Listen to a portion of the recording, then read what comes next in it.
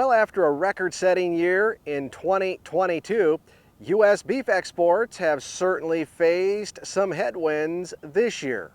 This report is brought to you by Ag Risk Advisors, providing risk management solutions for farmers and ranchers.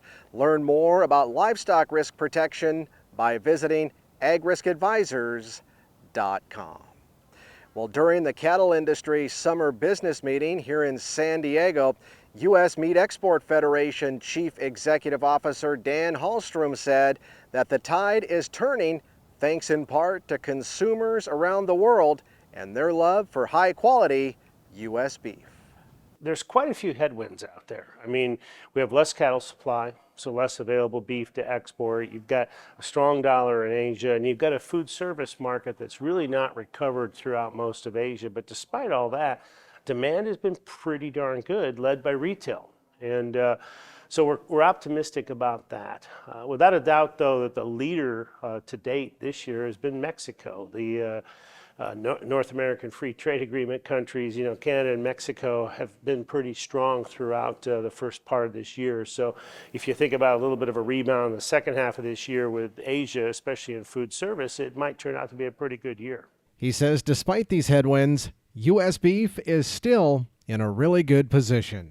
Without a doubt. Yeah, we've set such amazing record last year, and it was broad-based growth a year ago. So you're up in almost every major market, and I think we made a lot of inroads there on a lot of levels, a lot of different segments. The retail, of course, was the cornerstone, but further processing, institutional, we saw so much penetration in a lot of markets. So yeah, we're in a really good place on beef, and we just have to weather the storm the next couple of years with less supply.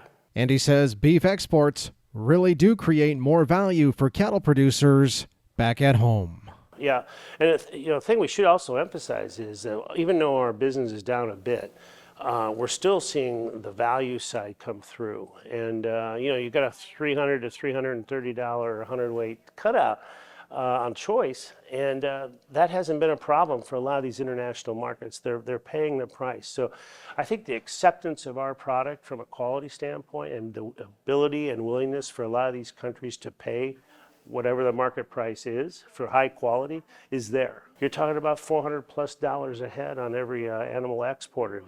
That's significant return to the producer. Meanwhile, U.S. pork exports are running 14% above last year's pace, while U.S. lamb exports are down 32% from a year ago. For a more detailed report, you can visit usmef.org.